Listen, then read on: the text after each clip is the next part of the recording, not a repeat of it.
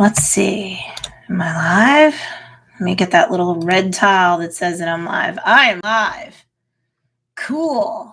Let me pop out my chat because I tend to see it better when I do that. Hey, what's up, everybody? It's Stacey Storino. Normally I'm with Joe's Dairy Bar and Grill, but today I am here on behalf of my YouTube channel. My YouTube channel is meant for adult entrepreneurs who honestly they're using organic content marketing to drive traffic to their business so that they can do more business. And I know that a lot of adult entrepreneurs, especially, they have busy lives, they have a lot going on, and sometimes, especially as they get older, 40s, 50s, 60s, 70s, I have thousands of students who fall within that age range, and then of course 20 and 30 something year olds too. But I will tell you that a lot of people are like, organic content marketing, like on social media and stuff, I post stuff and nothing ever happens. Well, I think in part it's because you're not optimizing your content correctly. Now, if you're on Instagram SEO is becoming more and more important. If you haven't subscribed to my channel yet, you should.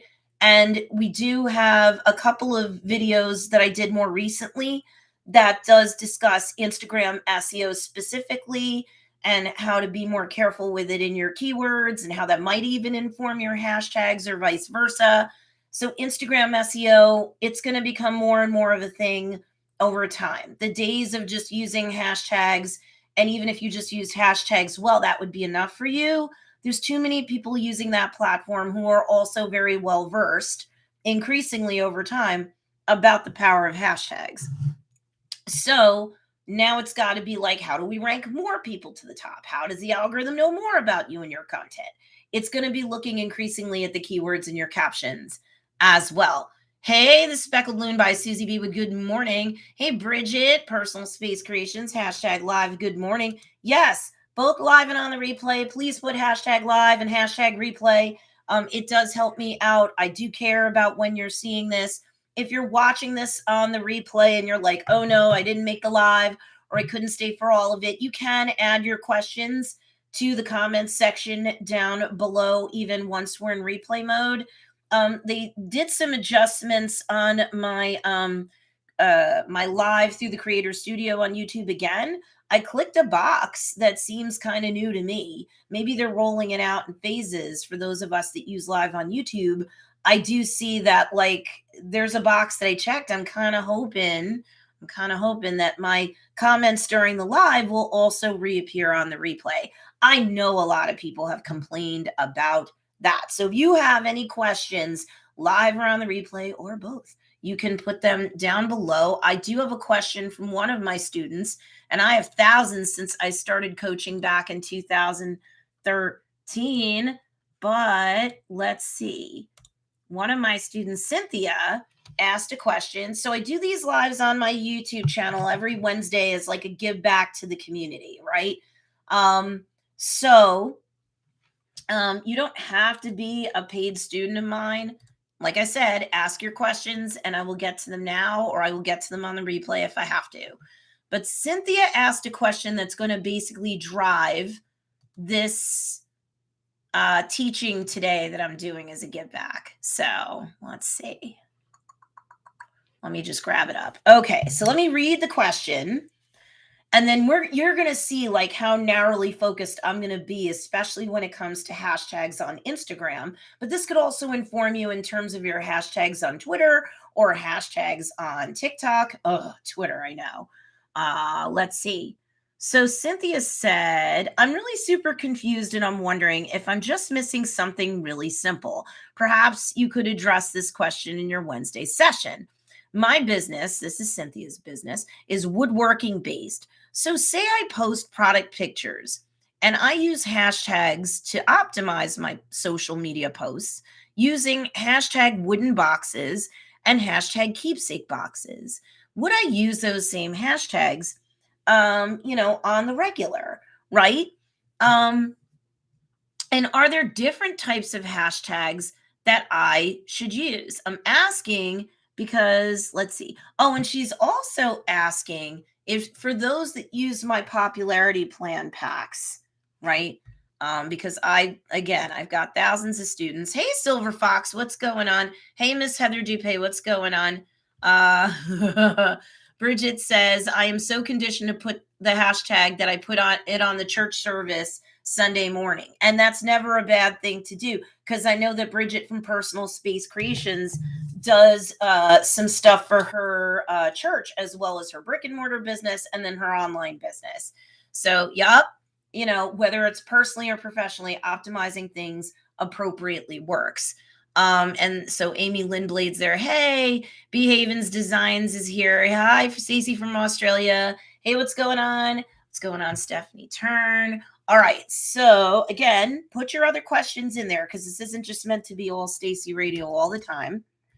But so some people get my my popularity plan packs. There's one for like every month where you get like 4 templated emails, one for every week in that given month. And then there's 15 social media graphics that are meant to hover around or involve. They involve like holidays and tentpole events that go on in that particular month. And then there's 15 corresponding social media captions. So for the more specific question that Cynthia asked, Cynthia's like, okay, so like say I have a popularity plan pack and I have a graphic and a corresponding templated caption, but it's all having to do with cheese pizza day. But I have a woodworking business and I create woodworking boxes and stuff. Would I use hashtag woodworking, or hashtag, let's see, what are the 2 hashtags she tends to like to use with her products? Hashtag keepsake boxes and hashtag wooden boxes. She's like, should I use those more specific hashtags on a relationship marketing based post? The short answer is no. And the long answer is whether it's on Instagram or another platform algorithms are evolving with every day, week, month, year. They're up to the level of 5th, 6th, and 7th graders in terms of their intelligence. So they will see what your content is about in terms of like the picture or the video or what have you, and it will conceptualize things. And then the keywords that go in the captions, and then the hashtags that you use. If you use hashtags that have nothing to do at all with the content, you will get punished. So you don't want to do that. You could have keywords in there, like with the popularity plan templated captions.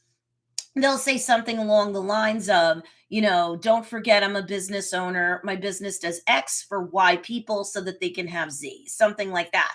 You could mention that you have a woodworking business and that you have woodworking boxes, but or that you would have the wooden boxes or keepsake boxes, right? Cynthia and anyone else obviously extrapolate this out to be your business. You can mention that you're a business owner and this is what you do, and this is who you do it for, and this is why you do it, or the outcome that they can enjoy, right? But when you're optimizing the content for search, nobody is searching up on keepsake boxes to pull up pizza day, right? So like you can do relationship marketing using the popularity plan items with the audience you already have, and your relationship marketing with them. Hey, happy pizza day, for example. And you can in the caption just remind them or anybody else who pulls up this pizza day post that you're doing that they may love pizza, but they should know that you're a business owner. This is what you do. This is who you do it for, just as a quick one liner or aside, because then they may have pulled up pizza, or pizza day and been like, pizza. Oh, look at this pretty post. Wait a second. As I'm reading the caption and it's otherwise talking about pizza, what your favorite pizza is as the business owner. But then wait, this is a business owner and they do this for this type of person so they can have this type of outcome. If they're at all your ideal customer, yes, they could go and visit your profile, your account or your profile, say on Instagram, for example, and then they can see more about you. And then they'll look at your feed. And if they're at all your ideal customer or they're shopping on behalf of an ideal customer of yours, yes, that can bring you business, but don't optimize with like hashtag woodworking, because that doesn't have to do with your subject per se.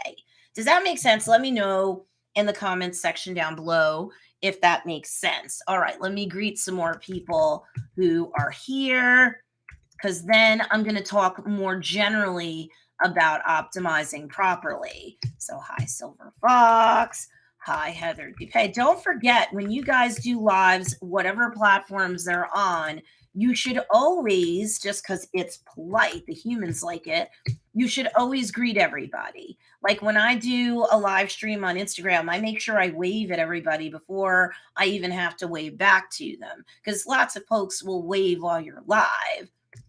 Haven Designs. Hi, Lisa Garrett. Hi, Miss Lisa. What's going on? Good to see you here. Let me know if you guys have any questions. Hi, Miss Daniela. How's all your in real life stuff going on? I know you guys are happy to be back to that. Hi, Miss Nicola Cousins. What's going on? All right, I think I greeted everybody. Oh, don't forget, if you're watching this live or on the replay, it really does make a difference. Please give this video a thumbs up, because with every engagement, really of any kind, the algorithm on YouTube plus other platforms, they work similarly in this regard. The more thumbs up or hearts that your content receives, even a live and a replay, the more engagements those are, the more data points those are for the algorithm to surface, the more likely the algorithm, in this case YouTube, will push this out to more of my subscribers. And I'm over 1,400 now, which is awesome. Thank you guys. If you haven't subscribed, please do. But it will also suggest this out to more people, because if you look in the description or the show notes down below this live/replay, I actually do write a description that does have to do with at least the theme of what today's discussion is going to be about. I'm here every Wednesday at 10 a.m. Eastern Standard Time, right? Hey, Jess Cooper. Hi, listening from London, UK. Wow, thank you so much, Jess. Right? So definitely make sure, no matter what platform you're on, you guys like wave or say hi, that you at mention people who are there. The more you do your lives, the more second nature this will be. And you get better at doing the thing by doing the thing. So you're never going to feel more comfortable about doing live streams and posting those replays until you do them. I've been doing them on one platform or another for one brand or another, including mine and Joe's Dairy Bar and Grill. I've been doing it daily or close since 2016. So, if it seems easy for me, it wasn't in the beginning, right? She says, hi at Jess Cooper. I'm in YouTube. I'm in YouTube. You're all here in YouTube. I'm here in the UK as well. Leeds. Cool. So you do need to optimize on Instagram, TikTok, and Twitter with hashtags. But usually the hashtags really do have to relate to the content itself. All right. So there's a difference between mentioning that you're a business owner, no matter what your content has to do with Pizza Day, Christmas, Hanukkah, Festivus, Kwanzaa, whatever, Halloween, like pick a holiday, pick a tentpole event, like, Happy Bosses Day or whatever. Fine. As long as the content and the majority of your caption has to do with a particular subject, yes, you would use hashtags galore that have to do with the content. You're allowed to mention who you are and what you do and who you do it for and why in the caption, especially on, like, say, Instagram, right? Or even Facebook, because people use social media platforms not just for fun. The older they are, the more likely it is they're going to use the search feature to pull up content that they're interested in binging on. Not just on Google. Obviously, they use the Google search, and Google is the largest search engine on planet Earth. YouTube is the second largest search engine on planet Earth, and it's the largest video content-based platform on planet Earth. The third largest search engine on Earth is Pinterest, believe it or not. So, and you can rank a pin on Pinterest within minutes to hours if you understand Pinterest SEO. I don't want to focus on SEO today. We can definitely do that next week. But I do want to focus on proper use of hashtags. I'm not just talking about competitive level now. Like if you use a hashtag that's 1 million or more uses, you're going to get buried in seconds in search. But people will use Facebook, Instagram, Twitter, and TikTok. They will search on keywords. They will search on hashtags. They'll search on both. On Instagram, yes, you can follow hashtags. You can't follow keywords, But yes, you can search on both. And since Instagram SEO, like I said earlier, even though this isn't meant to be SEO focused, is going to be increasingly more and more of a thing on the platform. And their CEO said that months ago. Okay. And I predicted it for those people who are in my Instagram deep dive course, Socialgram Shortcut. I predicted that at least a year before he said that, because I've been a student of algorithms for many, many years now. And I'm not like some tech queen or anything, but just the nature of the beast, the nature of my business. So again, if you guys haven't given me a thumbs up yet, please do it. If you guys are, you have any questions, please ask it. Ooh, Daniela, thank you for your leadership. She said we have our biggest show of the year coming up in the last 2 weeks of September at the Maryland Renaissance Fair. We have to have enough inventory to make it through 2 weekends. Well, I'm glad that you guys are selling and doing business briskly. I'm always proud of my students because whether they were doing well or not before they came to me, boom, they tend to, as long as I can lead the horse to water, they have to drink. But as long as they drink, they get better at doing the thing by doing the thing, and they get better at optimizing their content, which is important because if you put out a piece of content, you do need to have, as often as possible, your ideal customer being able to pull you up in search on Facebook. So keywords are very important in captions on Facebook. They're also important in captions on Instagram.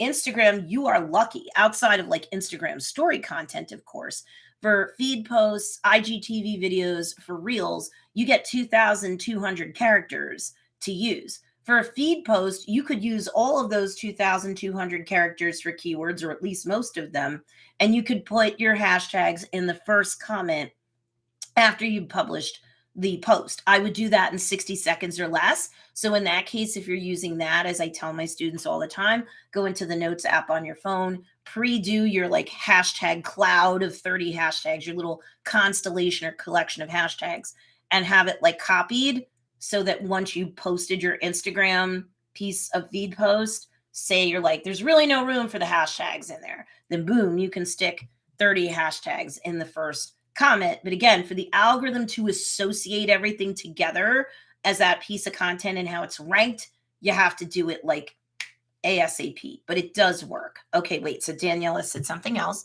Plus the in-between stuff like writing out a plan for social media videos, Facebook group, and more. This is all while I am laptopless, hoping my laptop will be back soon. Well, I hope that for you too. Relying on my phone for everything. Oh, girl. And I know a lot of people do everything or almost everything from their phones, but the older we are, the more we like bigger screens. I know I'm painting with a broad brush here. Don't forget to give me those thumbs up, guys. It's like putting a tip in the tip jar there. It will help me out a lot with this live stream and the replay. I appreciate it. And yes, that's true for everybody on the replay, okay? So, yeah, but doing everything from the phone with that tiny screen. I like to do my lives for as many things as possible on my desktop. And I have like the biggest screen I can possibly get just about because it really does help. And I like to pop out my chat if you're doing live streams on YouTube for your own content marketing. I like to pop out the comments and chat. Makes it a little easier for me to see it. Okay, so again, you guys can ask any questions you want. In the meantime, I'm going to go on with my teaching. So it is one thing to understand that you need to optimize your content with hashtags. We're going to focus on hashtags because that's what Cynthia, I think it was Cynthia, right, who emailed me. That's what she wanted to know about. And yes, it was a more narrow answer that I had to give her with respect to the popularity plan items. But it is important, whether you have any of the packs from popularity plan or not, that you understand that you need to, when you're hashtagging stuff, especially on Instagram, Twitter, and TikTok, it needs to be associated with the piece of content you created. Is it a graphic? Is it a photo? Is it a video, long or short? You have to do that. But you also, so you don't want to get flagged as spam by any of the algorithms, and they get smarter and better and faster as every day, week, and month progresses. So even if you're like, well, a couple of months ago, I got away with it and I don't think I was shadow banned or I didn't get any warnings. All of my content seems to get about the same, roughly the same sort of like response and reach and comments and likes and stuff. Great.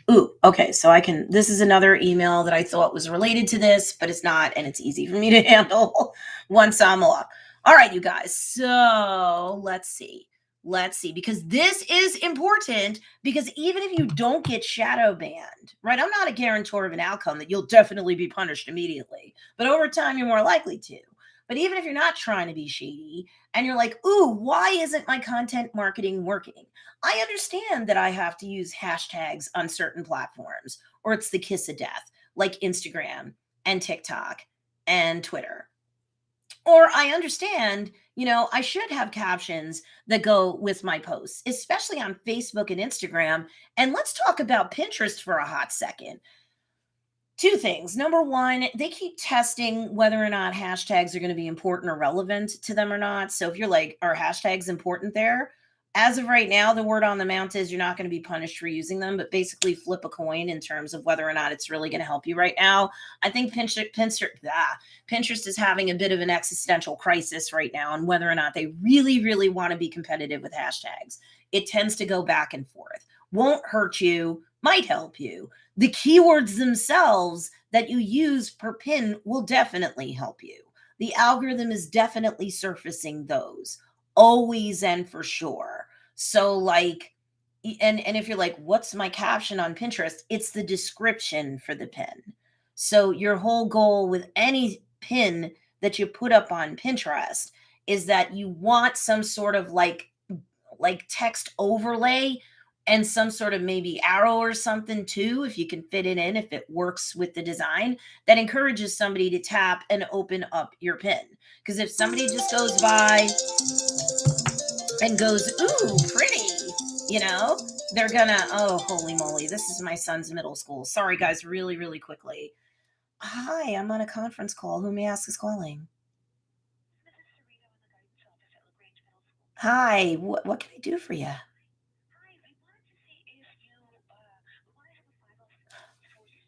Yes. I'm pretty sure it will. I will put it down. Friday, September 10th at what time? 9:30 a.m. Okay. Got it. Cool. Yes. Perfect. I appreciate it. You too. Bye. Bye-bye. Sorry, you guys. I would never do that, but it's Steven's school, so I just didn't want to mess up with them. Aha. So, okay. Daniela says, I wondered if it is okay to do a hashtag of your business in every Instagram feed post. It is, and I will explain why. That would be the business name. It is, and I will explain why. Bridget from Personal Space Creation says, I use the phrase, we offer X in our shop, or something like that in my posts. That's wise. Because again, someone could just be pulling it up for whatever other reason in search. And even if your hashtags and or keywords match their search, you want to make sure that they know that this is from a business owner, or they could just be like, cool, you're awesome, bye, you know. Okay, so and then Nicola Cousins says, I'll get back to you, Danielle, in a second. I used a banana split day theme today, interactive in my story, encouraging my craft-based peeps to turn their creativity into making their virtual idea Sunday. I love it. No competition for Joe's. She means Joe's Cherry Bar and Grill.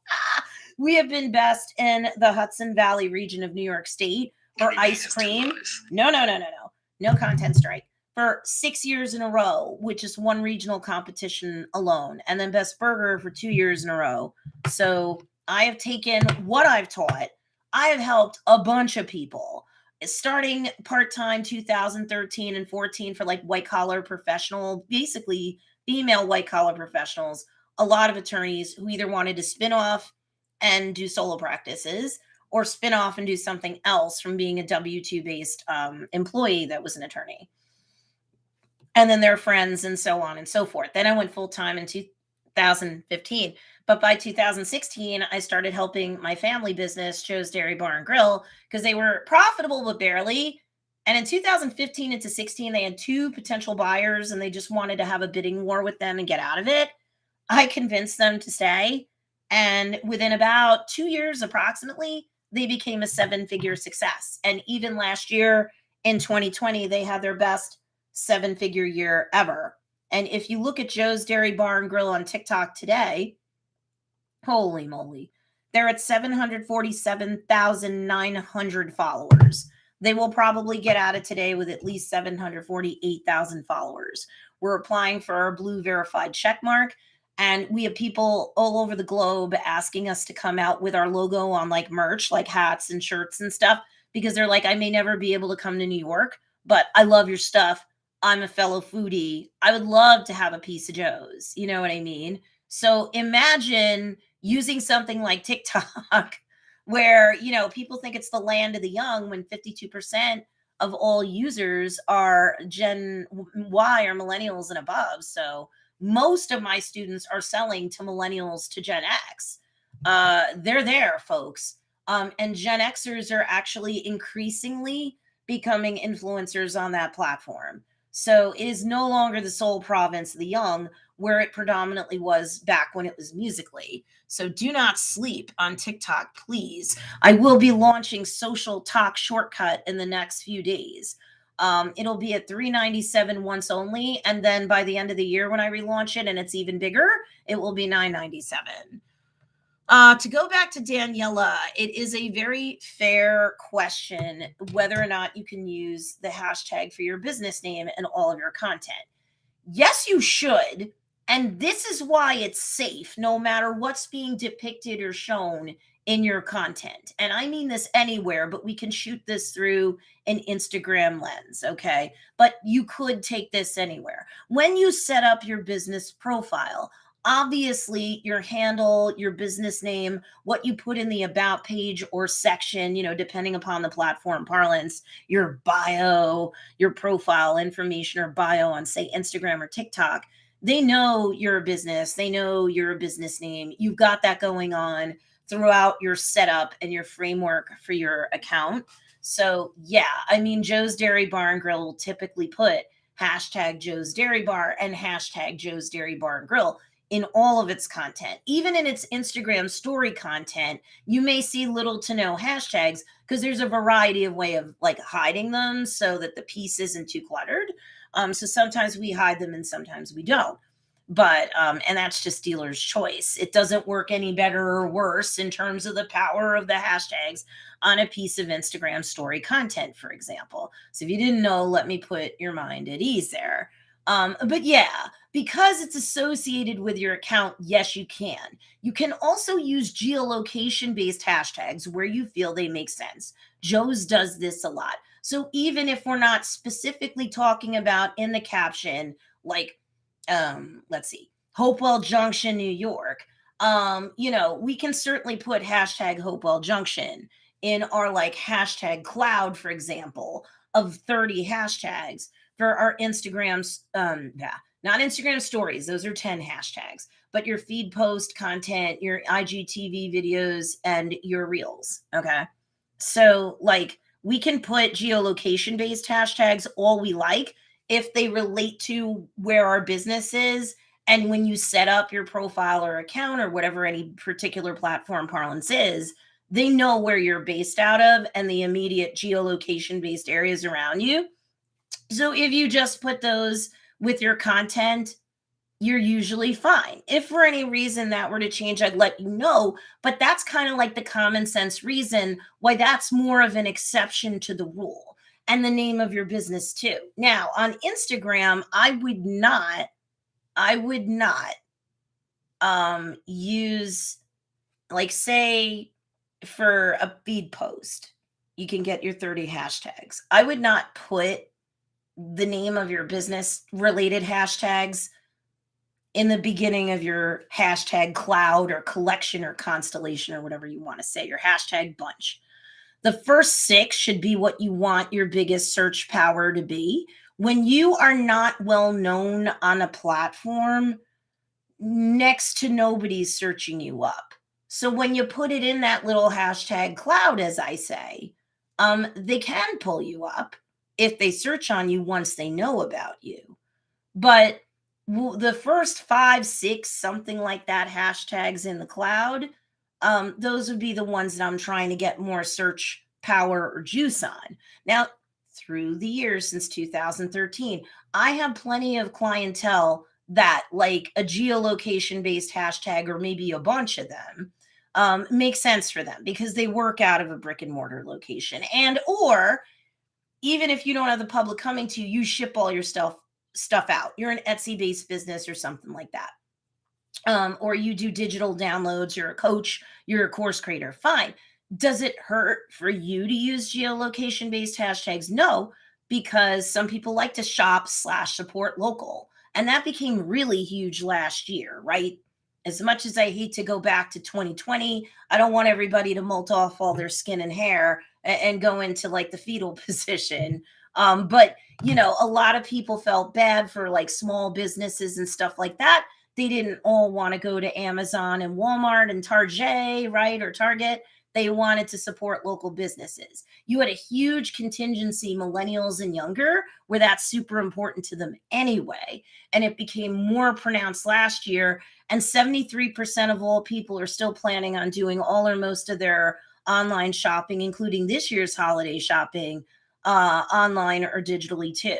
That does not mean that using a hashtag that has to do with where your business is run out of, even if it's a virtual office that you run, it doesn't mean that you shouldn't use that. But I would not normally prioritize that. I would put that more towards the bottom of your hashtag cloud. Now, what if you are using TikTok or Twitter and you're like, okay, should I use geolocation based hashtags or my business's hashtag? My business name is a hashtag, let's say. Unless you start to become an influencer on that platform where people are searching you up, like with Joe's Dairy Bar and Grill, increasingly we're showing up on the For You page. And we have a huge global audience. Long before the end of this year, we'll be at 1 million or more, right? Followers or fans on TikTok. So for us to put hashtag Joe's Dairy Bar, let's say, in what little space that we're given for our caption, that would make sense for us. It might not make sense for you. What I would do, because like on Twitter, you get like up to 280 characters, if I'm not mistaken, for your tweet, right? And that would include your caption and any hashtag. So maybe depending upon the length of the hashtags, you only get to fit in 2 or 3. It's similar for TikTok, except currently TikTok's caption size is smaller than that.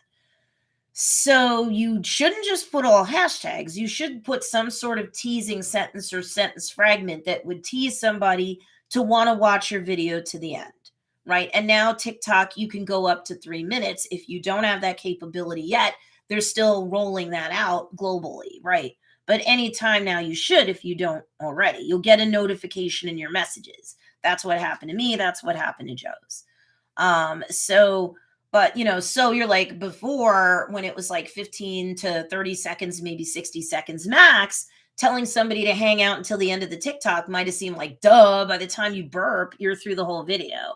But now that you can go up to 3 minutes, you do want to have your kind of caption kind of say something to tease them to watch to the end, or something that you say that they can hear in your TikTok to make sure they watch until the end, and or do some sort of text overlay so that they watch till the end. But going to hashtags in your caption for TikTok, and again, at Joe's, we know what we're doing. We're almost 750,000 on TikTok now. You're an influencer at 100,000 or more, just so you know, on that platform, right? So we definitely want to have at least 2, 3 hashtags in there, right? So, and so do you. Same thing if you were doing a tweet on Twitter, same thing with TikTok. You want to make sure you're fitting in a couple of hashtags. If you only have a couple of hashtags and it's not like 10 on a piece of Instagram story content or up to 30 for any other content on Instagram, you clearly don't have a lot of hashtags to play with. So in that case, unless you're an influencer on that platform and or you have a huge email list and a huge following, and you know that they will search you up on that platform, when you can only fit like 2, 3, 4 hashtags at most on Twitter and TikTok, I would not recommend geolocation based unless it had everything to do with your post. Like you're going to be at a convention, people might search up on that convention. They might search up on that geolocational hashtag. But other than that, I would not use your business name. I would not use your geolocation based type hashtags because you have very little room. So when you're a small to medium sized business, they're not searching you up like that. They're not. Your followers and subscribers will go to your like bio or profile or feed, whatever the different platform parlances are, to check out your stuff if your stuff didn't get pushed out to them or suggested out to them. You'll be fine with them anyway. You need to really think of what each piece of content is going to bring you in terms of your audience and how the hashtags mixed with the keywords, mixed with the content itself is going to educate somebody that this isn't just some cool thing. I saw it, I consumed it, bye. This is, the content, the organic piece of content. This isn't just, ooh, pretty, and you leave. This isn't just something that was created by an everyday person under a personal account. You're a business owner, and this is what you do, and this is how you do it. So using the business type hashtags like Cynthia was talking about before, that's okay if it's depicted or shown or heavy duty discussed in the caption. If you're just putting in that one sentence that I always recommend that you put in, or some sort of knockoff of that. Don't forget, I'm a business owner, or look, see, I'm a business owner. I may love cheese pizza like you, but I'm also a business owner who owns this kind of business that helps this kind of person by doing this kind of thing to get this kind of outcome. Something like that, because even if the rest of your material doesn't deal with that, someone's going to be put wise when they pull up your content on search for keywords, hashtags, or both, depending upon the platform. And then they're going to be like, oh, now they're more motivated to go look. It's just human nature. They're more motivated to go look at your profile. I'm not saying if they think that this post is from someone doing it personally under a personal account that they will never go to your profile. Of course they will, but they're more motivated to go if they understand that you're a business that could help someone like them or someone that they shop for in this way through this method. Then they're more likely to go. And the people who are more likely to go are more likely to follow or subscribe to you. Again, whatever the different platform parlance is. I think Donna Huslander had said in one of the student groups this past week, or maybe it's almost a week ago now on Socialgram Shortcut. I've got like thousands of students, so many students, so little time, right? And so many groups. But I know Donna showed great leadership in terms of saying, I may get fewer followers by really optimizing and narrowing down, but the followers that I get are more likely to get on my email list to get the coupon and more likely to buy from me either immediately or not far down the road. I'm not at liberty to share Donna's numbers, but she's doing damn well. And as a lot of her fellow students know, she retired her husband this past year. That's how well. Okay, so Personal Space Creations, or Bridget says, we are having a big Delta surge around here. Oh, she's in Tennessee. But I booked our first hashtag live show since 2019 yesterday, waiting to see if our products are accepted. Oh, what a bummer, man. I know. It's like, do we do it or do we not? Do we go and have IRL or in real life events or don't we? And that's obviously a very fact and circumstance and situational thing. If for any reason your stuff either doesn't get accepted, Bridget, or the Delta numbers start to swell and you don't feel comfortable, or the conference or event gets shut down or something like that, I would still have your own live event and you're just going to do like a digital trunk show sort of thing, because you guys do have a following, you do have an email list, you do also have a brick and mortar. You can increasingly, do you see this? Like increasingly, you can get more and more people to attend your digital trunk show and then put up a replay of your live, like say on Facebook or whatever, or on Instagram. If you do an Instagram version, you should save it as an IGTV video and make sure that you have all the hashtags in there. And in that case, definitely you have your business name as a hashtag, any offshoots of your business name as a hashtag, your event name, your collection or whatever, and then anything that's specific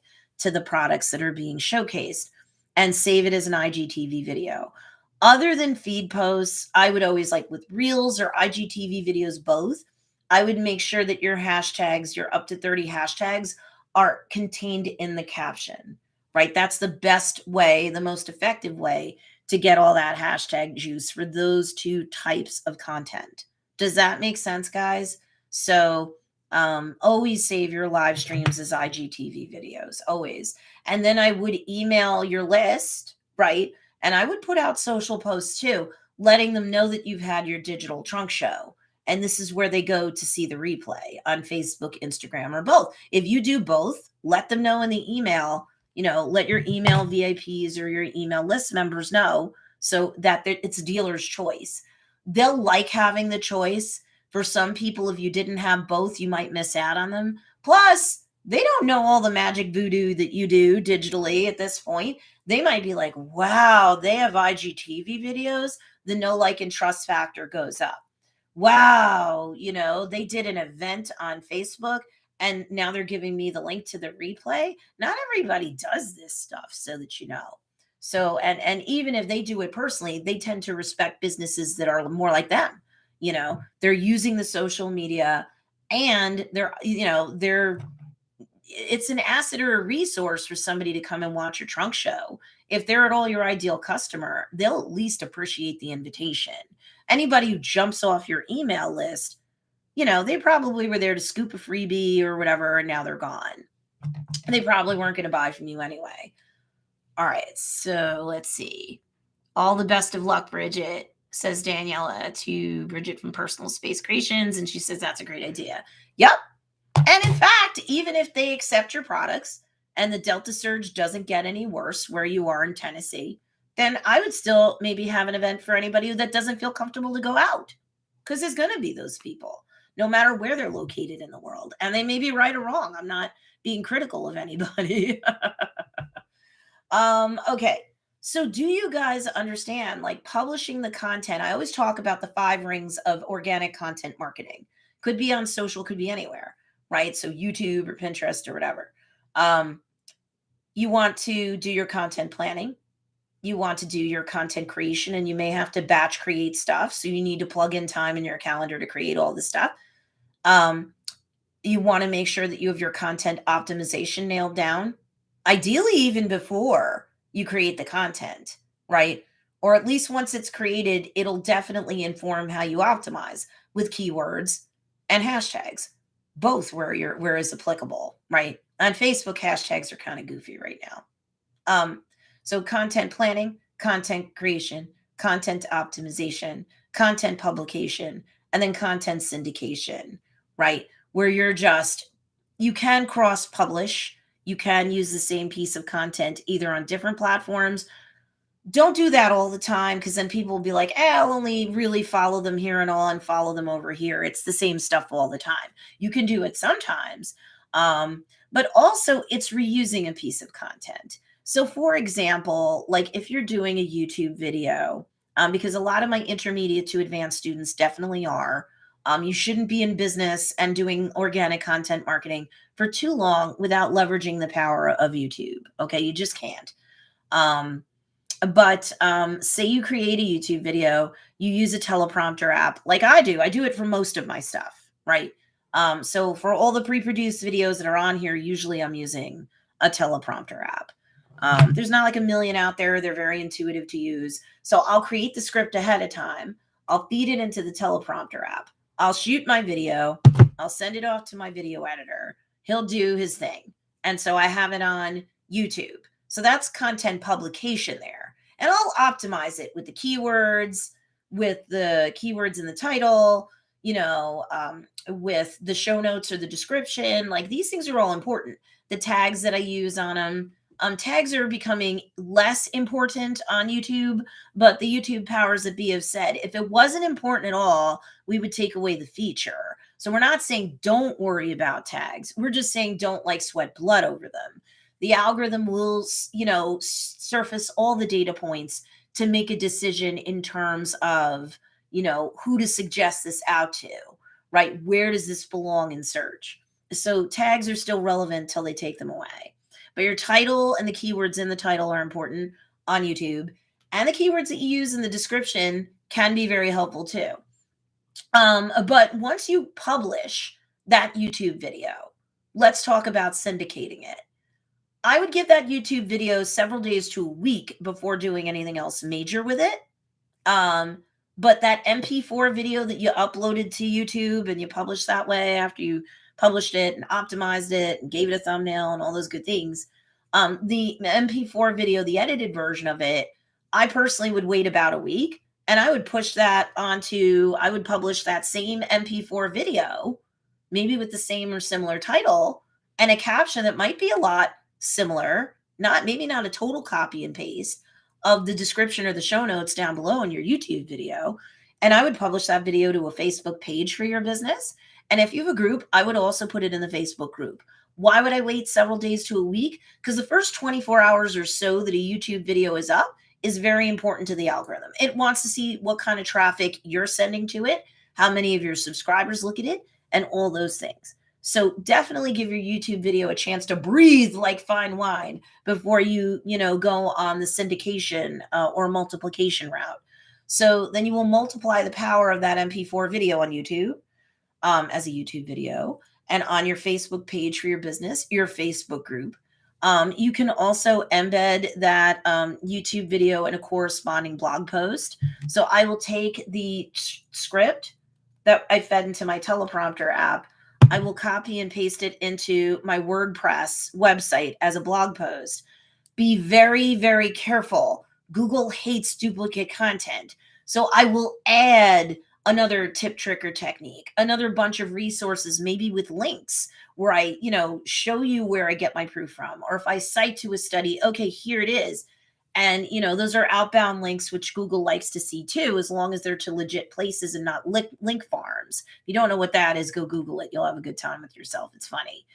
That stuff used to work years ago, and now it's just spam all day long, and it should be. People were gaming the system with these link farms. But I could reuse the script as a blog post, making it more complex so it's not straight up duplicate content, and then embedding my YouTube video in the blog post. Those are two examples of, the fifth ring of proper content optimization, syndication and or multiplication. All right. Do you guys have any questions for me? Where are we at? Everybody good? Because I'll wrap this up. It's my anniversary. I'm married 14 years.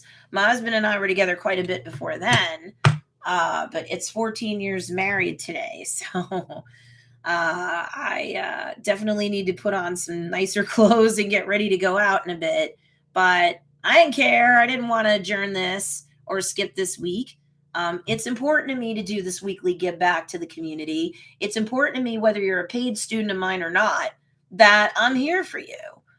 So, we are here weekly on Wednesdays at 10 a.m. Eastern Standard Time. Unless the YouTube gods curse me, the replay will be posted. If you're watching on the replay, thank you for watching on the replay. If you're watching live, thank you for taking time out of your busy day. I know you might be multitasking, but to watch live. If you have any friends in any entrepreneurial groups that are just like, dang, nobody helps you for free. I'm not always a shill. My thousands of students know that through the years. So this is a weekly give back that I do. All right. So let me see. I have some more comments. Let me just read them out. Oh, yay. Heather Dupay says, congratulations. Bridget says, happy anniversary. Nicola says, congrats, Stacey and Steve. Thank you. Daniela says, thank you, Stacey. Happy anniversary and wonderful to see you feeling better. Thank you. I'm on the mend.